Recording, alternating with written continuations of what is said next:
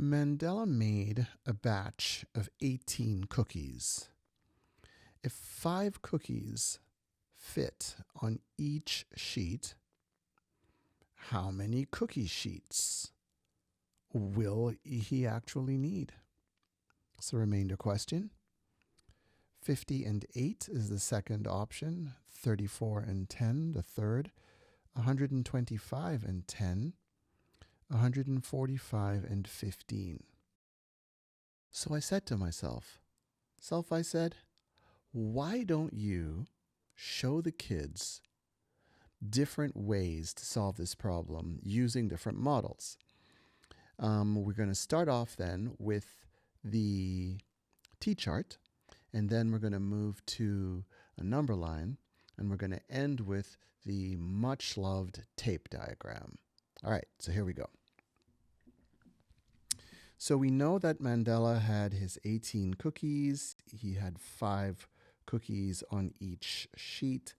And we have to match, we have to figure out how many cookie sheets is he going to need to get all those cookies onto all those cookies cooked. So let's take a look at what we know and what we don't know. As far as the problem tells us, we have 18 cookies in total, and we're going to put 5 cookies on every sheet. My unknown, I'm going to create the variable s, and s is going to stand for the total number of cookie sheets that I'm going to need to use in order to make 18 cookies. So when I use a T-chart, it's just a nice, easy way for me to organize my data and also to make certain that I'm showing what I'm thinking as I go. So I've got the T-chart organized here with number of cookie sheets on one side and the number of cookies on the other. So with one cookie sheet, I've got 5 cookies, 2, 10, and you'll see I'm counting by multiples of 5. And when I get down to the third cookie sheet, I have 15 cookies. Now I need 18 cookies cooked. 3 sheets have gotten me to 8 to 15 cookies. Once I get to 4 sheets, I can bake 20 cookies, but I only need 18. The question is, how many cookies, how many sheets do I need? S is my unknown. So let's take a look at how this whole problem is set up.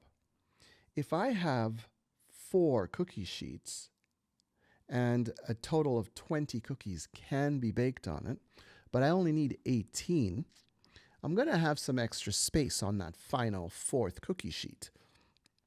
Do I need the 4th sheet? Yes, I do, because with three sheets, I only have 15 cookies, so I need 3 more cookies. I'm going to start off with a dividend of 18. That's the total number of cookies. My divisor is going to be 5 because I've got a group of 5 cookies on every sheet. So my unknown variable s is going to tell me how many groups of 5 that I'm actually going to need. So my answer is 3 groups of 5, 3 complete groups of 5, and I'm going to have 3 cookies left over. If I have 3 cookies left over, I'm going to need to have a 4th cookie sheet.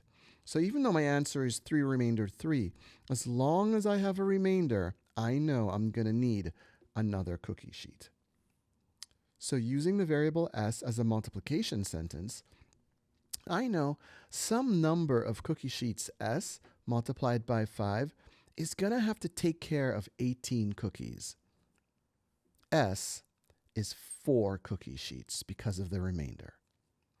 So that's how we can think about this and show our thinking with the T-chart, organizing it with the number of cookie sheets and the number of cookies on the other side. We end up clearly showing that S equals 4 cookie sheets because after completing 3 full cookie sheets, I still need a 4th one for the remaining cookies. Let's take a look now. Let's jump straight to using a number line. Same situation, except we have different numbers. We've got 34 and 10. 34 meaning 34 cookies, and then 10 meaning 10 cookies on every cookie sheet. So the situation has shifted here. I've got more cookies that I'm making, and my cookie sheet is twice as big, honestly. I've gone from 5 cookies per sheet to 10 cookies per sheet. So with these new numbers, I'm still told that there's a remainder, so I'm prepared to put whatever's left over on an extra cookie sheet, even though that cookie sheet is not full. So my number line, I organize to go as high as 34 cookies. And you can see 34 is shown on the number line. And the other key number there is 10. If I've got 10 cookies on every sheet, I'm going to set my number line up to have intervals of 10, because that's how many cookies fit on every sheet. So I count by tens, 10, 20, 30, and by the time I get to 30, I know I've used 1, 2, 3 cookie sheets. I've got 3 groups of 10 here. And then I've got 4 extra cookies getting to 34. I'm going to need a 4th tray for those extra 4 cookies, even though it's going to be a cookie tray that's got less than half of the space used. The number problem that shows this clearly is I've got my dividend of 34. I'm dividing it by 10, my divisor, and I get an answer of 3 complete groups of 10 with a remainder of 4 cookies. Because of that remainder, I'm going to need a 4th cookie sheet. My answer is 4 cookie sheets. So in this case, S, my unknown, is equal to 4 cookie sheets. Let's keep moving here. The next problem that we have uses brand new numbers, 145. Holy moly, 145 cookies. I hope there are a lot of people coming over, because if I'm baking 145 cookies, not only am I exhausted, but there are going to be cookies everywhere. And luckily for me, my cookie sheet has gotten even bigger, because I can now fit 15 cookies on my cookie sheet.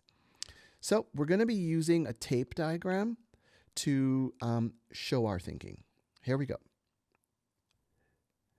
Because I know that from the problem that I've got 15 cookies on every sheet, I'm going to organize this with by groups of 15.